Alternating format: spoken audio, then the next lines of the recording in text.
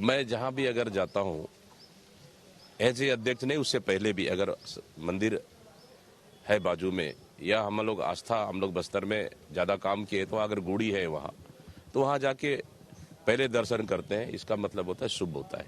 कोई शुभ काम करने से पहले मंदिर दर्शन कर ले, अगर कार्यक्रम स्थल के आजू बाजू है तो मंदिर दर्शन कर ले, फिर अपना कार्यक्रम अपन शुरुआत करें। तो ये क्या है, इससे थोड़ा सा गति मिलता है। वैसे भी कर्नाटक में बजरंग बली ने हमारा नैया पार लगाया है, तो बजरंग बली तो प्रणाम तो करेंगे ही। अब इनके पास राम भी नहीं है, बजरंग बली भी नहीं है। देखिए, भारतीय जनता पार्टी के साथ मोदी जी भी हैं, भगवान राम और हनुमान भी है। और आज कांग्रेस के लोग भगवान राम का नाम तो ले रहे हैं। कभी जिस भगवान राम को आपने काल्पनिक कहा, उनके मंदिर के निर्माण में लगातार रोड़े अटकाए, आज राम राम चिल्ला रहे हैं कांग्रेस के लोग। तो ये अच्छी बात है, वो राम का नाम लें, पर भगवान राम भी हमारे साथ हैं, हनुमान जी भी हमारे साथ हैं, और मोदी जी तो हमारे नेता है ही।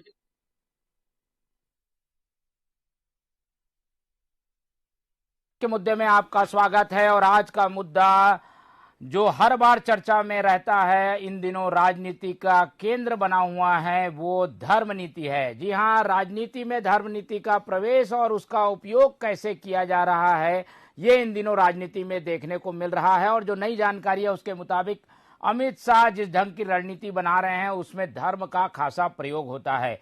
कुछ वैसा ही प्रयोग बीजेपी भी करने जा रही है। और हमें जो जानकारी मिली है उसके मुताबिक बीजेपी ने हर बूथ के क्षेत्र के अंतर्गत आने वाले धार्मिक स्थलों को चिन्हित करने का फैसला लिया है, उस मंदिर में आने वालों को चिन्हित करने का फैसला लिया है, पुजारियों को चिन्हित बीजेपी कर रही है। इसका मकसद क्या हो सकता है, क्या धर्म का उपयोग राजनीति में किया जा सकता है क्या, और कांग्रेस भी जिस ढंग से अपने आप को धार्मिक बता रही है, इसी पर आज हमारी चर्चा केंद्रित है। मिलेंगे पहले इस चर्चा में शामिल होने वाले मेहमानों से, उसके बाद चर्चा को आगे बढ़ाएंगे। तो हम बहुत स्वागत करेंगे, हमारे साथ जुड़ रहे हैं भाजपा का पक्ष रखने के लिए तेजतर नेता राजीव चक्रवर्ती जी, बहुत बहुत स्वागत है।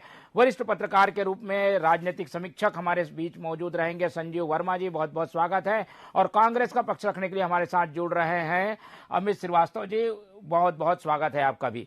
तो तीनों मेहमानों का स्वागत कर इस चर्चा को मैं शुरू करता हूं। और क्योंकि दोनों पक्ष से ये कोशिश हो रही है, क्या इसका उपयोग हो सकता है, एक एक करके जानकारी लेंगे। पहले राजीव चक्रवर्ती जी की ओर रुख करूंगा। राजीव जी, अमित शाह जी की रणनीति उत्तर प्रदेश में सफल हो गई दो बार, इसलिए अब उसी फार्मूले को क्या छत्तीसगढ़ में भी अडॉप्ट करने की तैयारी है? जो लिस्ट तैयार हो रही है, जो टास्क दिया है अमित शाह ने, क्या वो सारा टास्क धर्म पर भी आधारित है?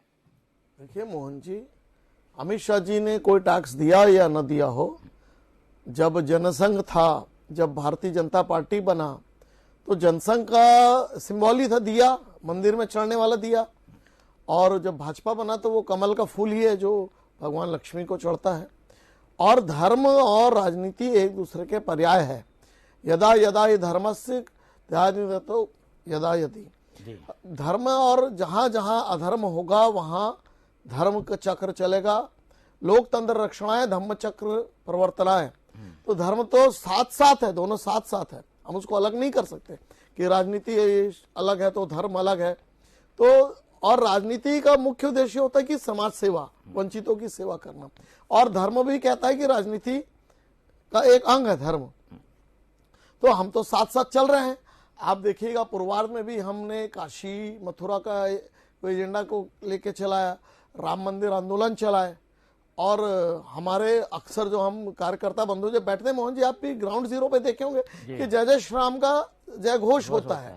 और कांग्रेस पार्टी वो पार्टी है जो जहां पर वंदे मातरम सुजलाम सुफलाम का गान होता था, तो मुस्लिम लीग के या मुस्लिम लीग के एक धड़े के जो उनका वो था कि हम निराकार को मानते हैं, हम आकार को नहीं मानेंगे, तो कांग्रेस के अधिवेशन से उस गाने को हटा दिया गया।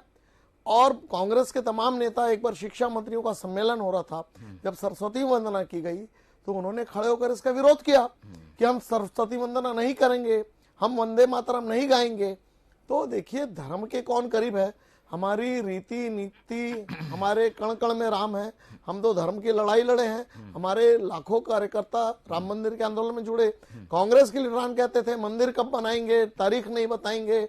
और राम सेतु को लेकर जो बालू साहब थे, जो कांग्रेस के नेता थे, जो जल परिवहन मंत्री, जो जहाज रानी मंत्री, उन्होंने कहा राम सेतु नहीं है। कपिल सिब्बल जी कांग्रेस के लीडर थे, बड़े वकील है, उन्होंने राम सेतु के अस्तित्व पर प्रश्न चिन्ह लगाया, राम एक काल्पनिक है प्रश्न चिन्ह लगाया।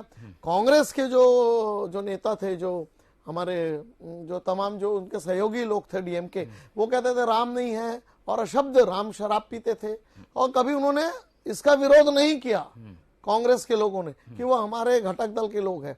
और आज जबकि हम राम मंदिर बनने जा रहा, हमारे अथक परिश्रम संघर्ष से, हमारे वकीलों के पैनल ऑफ जो लॉयल थे, अब चूंकि हम कण कण में हम घूमते हैं, हमारा कोई भी कार्यक्रम होता है, हम जाते हैं मंदिरों में, तो हमारी कार्य पद्धति है धर्म। और अब जाके एक कहावत है, रंगा सियार, सियार रंग ओढ़ लेता है। तो Congress party pope John Paul को मानती है, जो कहते हैं कि धर्म ज्यादा से ज्यादा ईसाईकरण होना चाहिए। और सोनिया गांधी जी को पोप जॉन पॉल तृतीय जब आए थे 2005-6 के आसपास, उन्होंने कहा था कि धर्मांतरण बढ़े। कांग्रेस के अध्यक्ष कहते हैं कि आदिवासी हिंदू नहीं है। कांग्रेस के जो लखमा साहब हैं मंत्री, वो कहते हैं।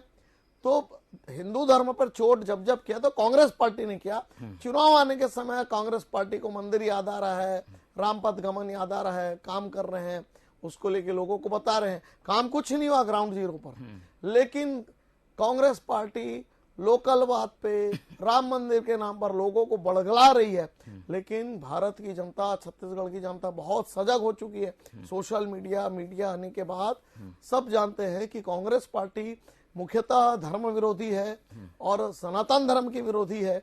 अब अगर मंदिर जा रहे हैं तो उनकी चालबाजी है, उनका एक रणनीति है। लेकिन भाजपा हमेशा धर्म के साथ खड़ी थी, खड़ी है और खड़ी रहेगी। ठीक है, बीजेपी के इन बातों से साफ है कि वो तो पहले से ही ये सब कुछ करते आ रहे हैं और ये उनके विचारधारा का अंग है। लेकिन कांग्रेस अभी अभी बदली है, ये बोलकर एक तोहमत लगा रहे हैं वो कांग्रेस पर। प्रतिक्रिया ले लेते हैं। अमित श्रीवास्तव जी, नए आप लोग धार्मिक हुए हैं, पार्टी का पक्ष अब तक गुट निरपेक्ष के बाद धर्म निरपेक्ष रहा है, उसके बाद अचानक से धर्म पर केंद्रित हो रही है। क्या मौके की नजाकत को देखते हुए आप लोग ये कदम उठा रहे हैं? देखिए मोहन जी, आपको सबसे पहले तो राजीव भाई की सवालों का जवाब दे दूं कि हम सनातन संस्कृति को मानने वाले लोग हैं और निश्चित तौर पे भक्ति, सत्य और प्रेम को मानते हैं। और हम तो हमेशा से कहते हैं कि रघुपति राघव राजा राम सबको सन्मति थे भगवान, ईश्वर अल्लाह तेरा नाम तेरो नाम। और निश्चित तौर पे मोहन जी कि भगवान राम तो निर्बल के बल है। अभी राजीव जी ने बहुत लंबी कहानी सुनाई, मैं उनकी कहानी को बड़े गौर से सुन रहा था, जिसमें उन्होंने कहा कि राम मंदिर की हम तारीख नहीं बताते थे और भाजपा कांग्रेस के लोग तारीख पूछते थे, अब दिन आ गया है। मैं धन्यवाद देना चाहता हूँ आज बहुत ही सम्मान के साथ हमारे सुप्रीम कोर्ट का, जिनके आदेश पे वो दिव्य और भव्य मंदिर मेरे आराध्य प्रभु श्री राम का बन रहा है। पहले इनसे पूछते थे कि आपने तो कहा था तारीख बताएंगे, तो आप कहते थे कि matter was pending before the honourable supreme court, तो ये बच जाते थे और आज श्रेय लेने के लिए आ गए। देखिए, मैं इसीलिए कहता हूं कि भगवान श्री राम का नाम इन्होंने लिया, और भगवान राम तो सबके हैं। भगवान राम सबरी के भी है, केवट के भी है, बाली के भी है, और हम सबके। ठीक है, आवाज अमित जी, ठीक है, आवाज आ रही है? जी बोलिए, आ रही है। देखिए, ये धर्म के ठेकेदार जो भाजपा के कथाकथित जो कहते हैं ना कि भावना का व्यापार करने वाले लोग, अगर मेरे आराध्य प्रभु श्री राम का कुछ गुण ले लेते, कुछ मर्यादा ले लेते, मर्यादा पुरुषोत्तम श्री राम से कुछ नैतिकता ग्रहण कर लेते, कुछ विनम्रता, करुणा, क्षमा ग्रहण कर लेते, कुछ त्याग, तपस्या और उनके पराक्रम को, जिस प्रकार से उनके संगम को, सरलता को, उनके संयम को अपना लेते, तो आज स्थिति परिस्थिति बहुत बेहतर होती। लेकिन कहते हैं ना कि अनैतिकता, लालच, झूठापन में पूरी तरीके से भारतीय जनता पार्टी जब इन्होंने राम का नाम लिया है, या तो वोट के लिए या नोट के लिए। और बड़ा दुख होता है मुझे कहते हुए कि जब मंदिर बनाने के लिए जमीन खरीदी गई तो इनके यहाँ के जो महापौर थे, जो है महापौर, उनके भांजे और भतीजे वहां पर जमीन दलाली में लिप्त थे, और इनके जो विधायक थे वो कम में लेके ज्यादा में जमीन को वहां पर बेच रहे थे, और जिसके ऊपर आज तक इन्होंने कार्रवाई नहीं की। तो मैंने कहा ना कि नीति, न्याय और नेतृत्व जो ये कहते जरूर है कि हम राम भगवान के सच्चे तैसी है, लेकिन मुझे लगता है कि मन में राम, बगल में छुरी वाला इनका चाल चरित्र और चेहरा है, और जनता सारी चीजों को समझती है। रही बात मोहन जी, आज आपने जो सब्जेक्ट रखा है राजनीति में धर्म नीति, तो मुझे लगता है कि सभी धर्म एक ही चीज सिखाता है कि हम सबका सम्मान करें, सबके साथ विश्वास सबके ऊपर विश्वास रखें, और वासुदेव कुटुंब को मानने वाले हम लोग, हमारी आस्था, हमारी संस्कृति और हमारे विश्वास के कर्ण कर्ण में हमारे प्रभु श्री राम है। और निश्चित तौर पे मैं आपसे कह दूं कि मैंने जैसा कहा ना कि इनको बहुत सारे गुण प्रभु श्री राम से लेना था।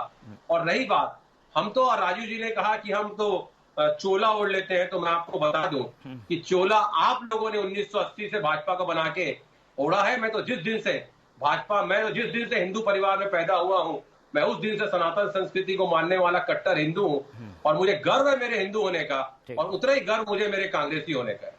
ठीक है, कांग्रेस अब खुलकर इन बातों को स्वीकार कर रही है, जिसमें धर्म भी है, जिसमें धर्म का आचरण भी है, और धर्म को लेकर लोगों तक अपनी बात पहुंचाने की बात भी है। लेकिन क्या इस तरीके की राजनीति का होने वाला है असर, जान लेते हैं। हमारे साथ संजू वर्मा जी हैं। संजू वर्मा जी, आप देख रहे हैं चीजें सामने आ रही हैं खुलकर, बीजेपी की रणनीति भी आ रही है, मंदिरों को लिस्ट कर रहे हैं, मंदिरों के पुजारियों की जानकारी मांगी जा रही है। क्या इनका उपयोग हो सकता है? क्या धर्म को लेकर राजनीति में कोई उपयोग की तैयारी तो नहीं है? देखो तिवारी जी, धर्म बहुत संवेदनशील मामला है, और धर्म के नाम पे लोग कुछ भी कर सकते हैं, क्योंकि और राजनीति इसमें धर्म का जुड़ाव बहुत गहरा है, आप उसको अलग नहीं कर सकते। हाँ, लेकिन धर्म के नाम पर वोट नहीं मांग सकते। हमारे देश में क्या हो रहा है, जब और भाजपा का तो प्रिय सगल है धर्म, अभी से नहीं, जो 1990 से 80 में तो इसकी स्थापना हुई। 1990 में सोमनाथ से अयोध्या तक की जब अडवाणी जी ने रथ यात्रा निकाली, तब से उनका प्रिय सगल है, और भगवान राम के जन्मभूमि तक उन्होंने यात्रा निकाली थी। अलग बात है कि उसको गिरफ्तार कर लिया गया, उनको, अडवाणी जी को। लेकिन अभी वर्तमान में जो हम बात कर रहे हैं, धर्म और राजनीति दोनों को मिला के बात कर रहे हैं, तो आज धर्म तो हर जगह बिक रहा है, और बेचने वाला कौन है? धर्म के नाम पे वोट मांगा जा रहा है, धर्म के नाम पे चंदा मांगा जा रहा है, धर्म के नाम पे भिखारी भीख मांग रहे हैं। मतलब हर जगह धर्म को लाके डाला जा रहा है, और धर्म अभी से नहीं है, लंबे समय से चल रहा है। भाजपा की अपनी धर्म है, कांग्रेस का अपना धर्म है। और जहां तक छत्तीसगढ़ का सवाल है, जो हम बात कर रहे हैं छत्तीसगढ़ राज्य को लेके, तो छत्तीसगढ़ में जैसे आप बात कर रहे थे कि अभी कांग्रेस मंदिर घूम रही है, बीजेपी लिस्टिंग कर रही है, तो बीजेपी तो शुरू से ही धर्म को अपनाया हुआ है। जहां तक कांग्रेस का सवाल है, तो पिछले 5 साल में भूपेश बघेल की सरकार ने एक तरह से बीजेपी से ये मुद्दा को छीन लिया है। गाय गोबर से लेके कौशल्या माता के मंदिर से लेके कृष्ण कुंज तक सरकार ने सारे मुद्दे अपने पास ले लिए हैं। और ऐसा नहीं है कि उसमें काम नहीं हो रहा है, आप अभी जाके देखिए कौशल्या माता के मंदिर में बहुत अच्छा काम हुआ है, नो डाउट, इसमें कोई नहीं बोल सकता कि काम नहीं हुआ है। कृष्ण कुंज के काम भले ही अभी शुरू नहीं हुए होंगे, लेकिन उसमें भी तैयारी जारी है। अब चुनाव के पहले क्या होता है क्या नहीं होता है अलग बात है, लेकिन वर्तमान में जितने भी बीजेपी के मुद्दे थे धर्म को लेके, चाहे वो गाय को लेके हो, गोबर को लेके हो, चाहे वो भगवान राम के हो, राम गमन वत पथ के हो, माता कौशल्या का मंदिर हो, या फिर कृष्ण कुंज एक नया मुद्दा, उसको लेके भी उन्होंने बनाने की बात कही है। तो इसमें आप ये नहीं कह सकते कि कांग्रेस उस मुद्दे को अभी लपक रही है या चुनाव के समय लपक रही है। ये पिछले 5 साल से शुरुआत कर चुकी है, क्योंकि वो भविष्य को एक तरह से समझ रही है कि धर्म कितना बड़ा मुद्दा हो सकता है। आप वोट भले नहीं मांग सकते उस पर, क्योंकि उसमें मनाही है, लेकिन निश्चित रूप से कांग्रेस उस मुद्दे को लपक ली है। ठीक है, वोट भले धर्म के नाम पर नहीं मांगा जा सकता, लेकिन धर्म के नाम पर लोगों को जोड़ा जा सकता है। वही कुछ कोशिश मुख्यमंत्री भूपेश बघेल ने की, अब उसका जवाब बीजेपी दे रही है। राजू चक्रवर्ती जी इंतजार भी कर रहे थे अपनी बारी का। राजू जी, छत्तीसगढ़ में ट्रेंड बदल गया, बाकी जगहों की बात अलग है, छत्तीसगढ़ में तो आप लोगों का हर मुद्दा यहाँ की सरकार जो है वो छीनती हुई दिखाई दे रही है। राम है, कृष्ण है, वन पथ गमन बन गया, कृष्ण कुंज बन गया। धर्म के आधार पर थोड़ा ज्यादा ही जो है नीतियां बना रही है भूपेश सरकार। इसका जवाब देने के लिए आप लोग कुछ खास रणनीति बना रहे हैं क्या? इसी का नतीजा है ये जो लिस्ट तैयार हो रही है, ये बिंदुओं वार ब्यौरा तैयार हो रहा है?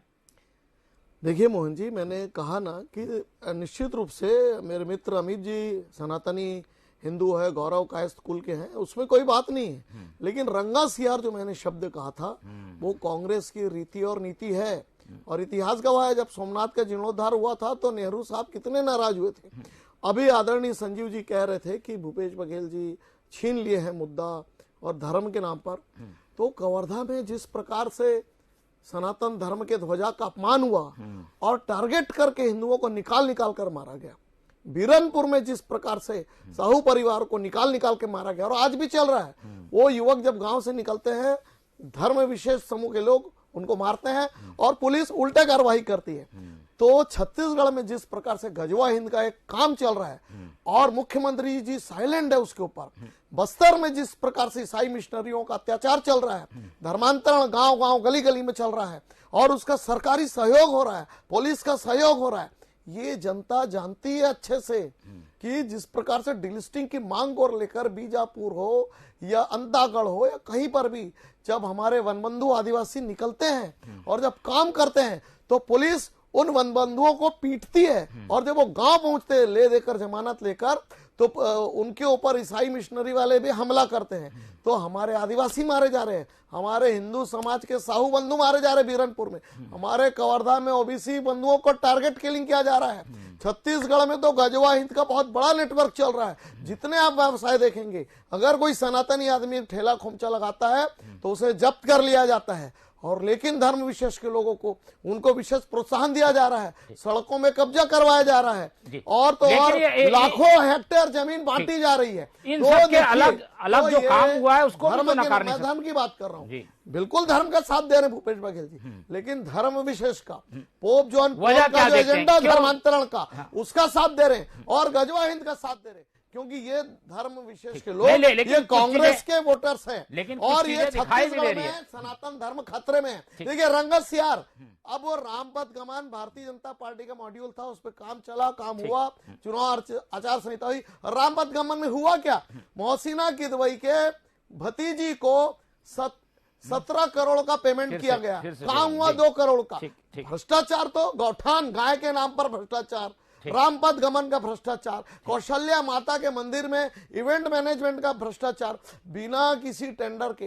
तो कांग्रेस का जो धर्म है वो भ्रष्टाचार के साथ है और दिखावे के लिए मंदिर चले जाते कोशिश करते हैं। लेकिन भारतीय जनता पार्टी मूल रूप से सनातन की रक्षा करना चाहती है और पूरे देश में धार्मिक उन्माद न हो, एक अच्छा स्वस्थ वातावरण चाहती है, धार्मिक वातावरण। आप देखेंगे गोवा में चर्च को सुधार रहे हैं भारतीय जनता पार्टी के लोग, पांडिचेरी में जो पुराने चर्च है उनका पुनरुद्धार कर रही है। इसकी जरूरत क्यों है, ये पूछा जा रहा है कि जरूरत क्यों महसूस कर रही है। धर्म अपना काम करता रहेगा, धार्मिक लोग उसका उद्धार करते रहेंगे, सरकार और पार्टियों को उसकी चिंता करने की क्या जरूरत, ऐसी है क्या? हाँ मोहन जी, हम तो जो भारतीय जनता पार्टी है वो स्वाभाविक रूप से सनातन धर्म की रक्षा की बात करती है, सारे धर्म की रक्षा की बात करती है। लेकिन कांग्रेस पार्टी को लगता है, चूंकि कांग्रेस पार्टी का एक लेवल लग चुका है, शहबानो प्रकरण में उन्होंने धर्म को, कानून को बदल दिया कि नहीं, मुस्लिम शरीयत के हिसाब से 3 तलाक के बाद हम हरजाना नहीं देंगे महिला को। तो ये कांग्रेस पार्टी को नुकसान हुआ, तो उन्होंने राम मंदिर का ताला खुलवाया।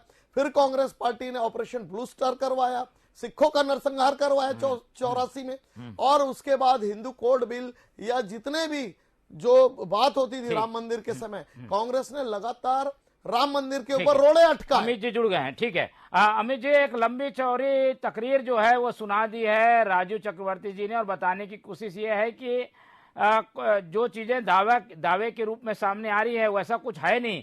एक धर्म विशेष को आप लोग मदद करते हुए हर बार दिखाई देते हैं, इन आरोपों में कितना दम है?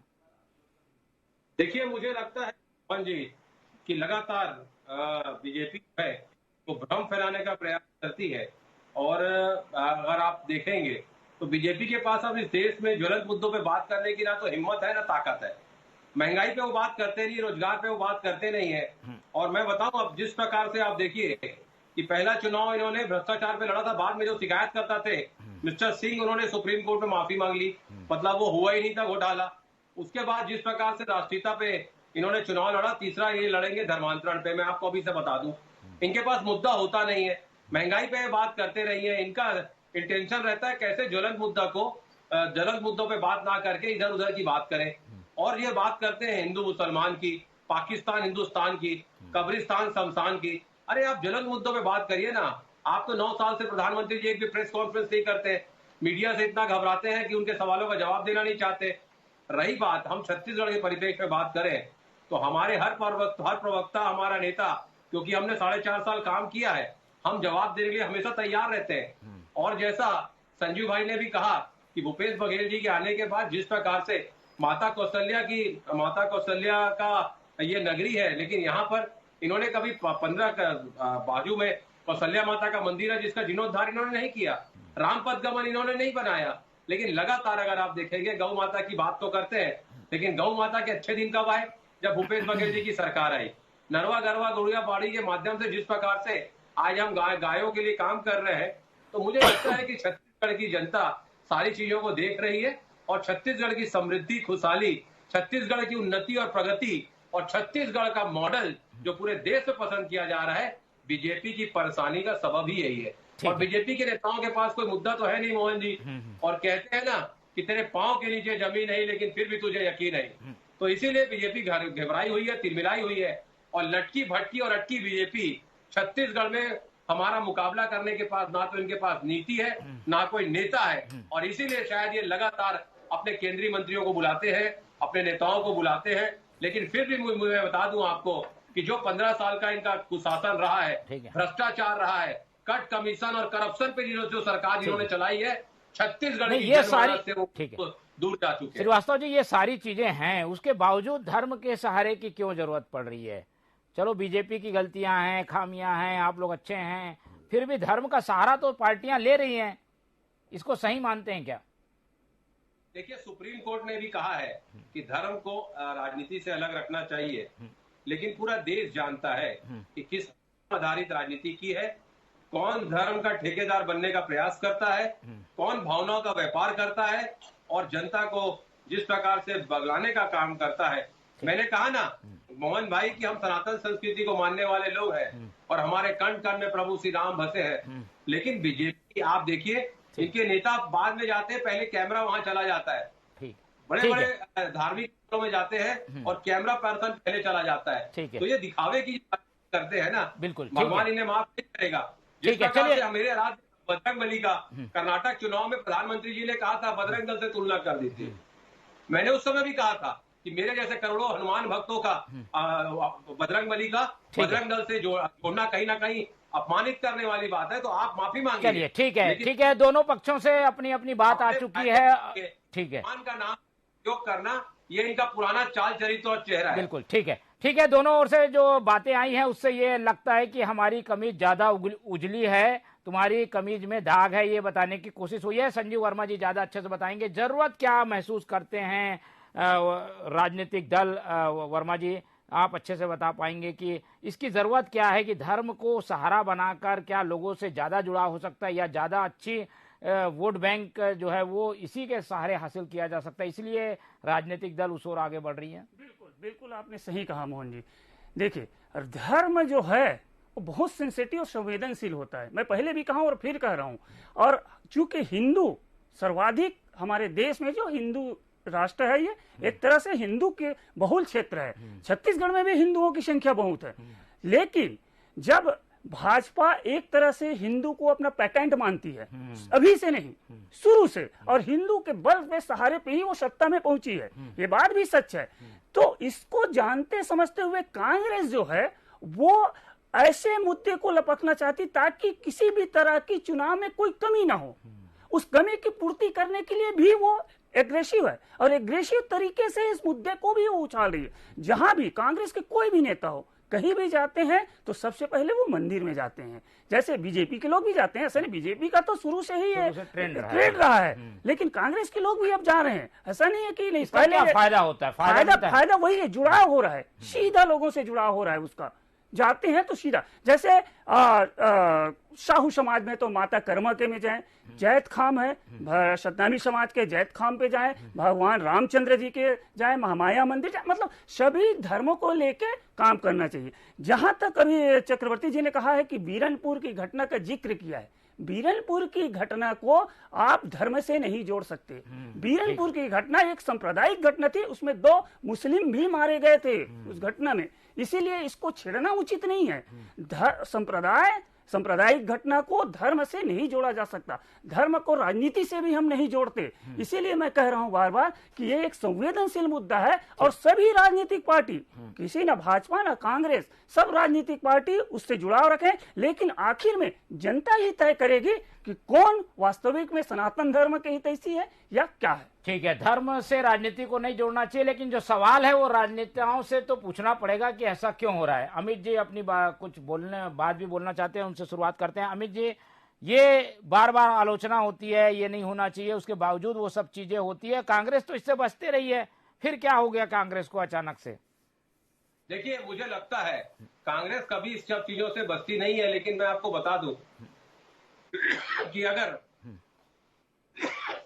देखिए, जिस प्रकार से ना तो मंदिर और ना मेरे आराध्य प्रभु श्री राम की बपौती नहीं है, और भाजपा के नेता जितनी जल्दी ये समझ ले मोहन जी उतना अच्छा है। और मैं तो बता दूं ना कि आराध्य मर्यादा पुरुषोत्तम श्री राम के हम अनंत भक्त है, और उसके साथ मैंने कहा ना, मुझे गर्व है, मेरे जिस धर्म में मैंने पैदा हुआ, मैं हिंदू सनातन धर्म को मानने वाला व्यक्ति हूँ, मुझे गर्व है, लेकिन उतना ही गर्व मुझे मेरे कांग्रेसी होने का है। और मैं बड़े गर्व के साथ कहता हूँ कि भाजपा के सम्मानित प्रवक्ता राजू भाई खुद एक कट्टर हिंदू है, लेकिन जिस प्रकार से आज उन्होंने अपना पक्ष रखता, हो सकता है कि पार्टी की कोई मजबूरी हो, लेकिन मैं फिर कह दूं कि मैंने कहा ना कि भगवान राम जो है वो निर्बल का बल है, जो प्रभु श्री राम को मानता है। और रही बात, मैं फिर आपके माध्यम से कहता हूं कि सुप्रीम कोर्ट ने भी कहा है, धर्म आधारित राजनीति, धर्म और राजनीति दोनों को अलग व्याख्या करके देखनी चाहिए। लेकिन मुद्दे धर्म पे आधारित होते हैं तो उस पर राजनीति हो ही जाती है, और 1980 में जब पार्टी बनी तब से ये राजनीति हो रही है। राजू जी, जवाब आपसे लेंगे। आप लोग तो इसी आधार पे बने थे कि ये राम मंदिर बनाना है। जी, राम मंदिर के आंदोलन में 1992 में, ये प्रश्न मुझसे है मोहन जी? जी आपसे। जी, देखिए 1990 में जब राम मंदिर का मामला चला तो हमने कहा कि राम मंदिर होना चाहिए अयोध्या में, और आज काशी और मथुरा को लेके, ज्ञानव्यापी को लेके भी आंदोलन चल रहा है, और हमारी उत्तर प्रदेश की सरकार उसको लेके बहुत संवेदनशील है।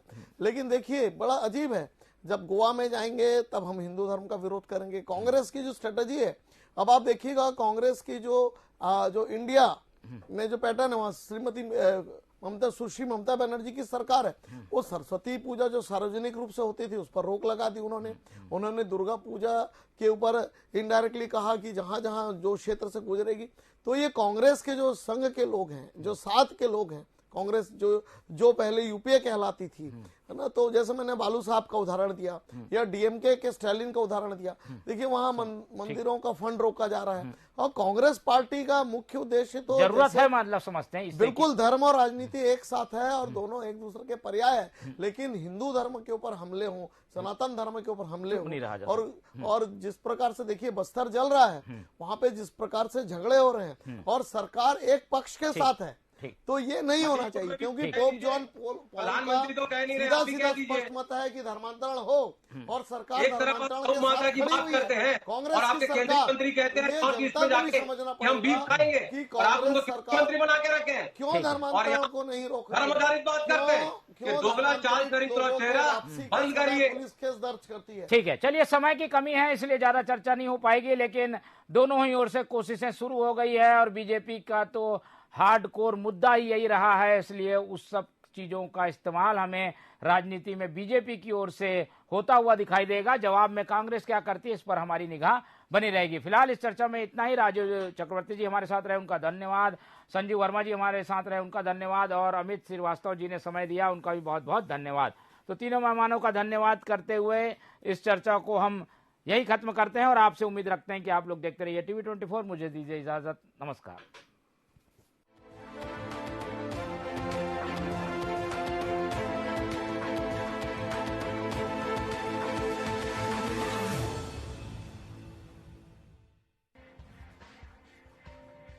और मात का घात और प्रतिघात, राजनीति के खेल में कौन है राजा, कौन है प्यादा, कहां टूटी है संयम की मर्यादा।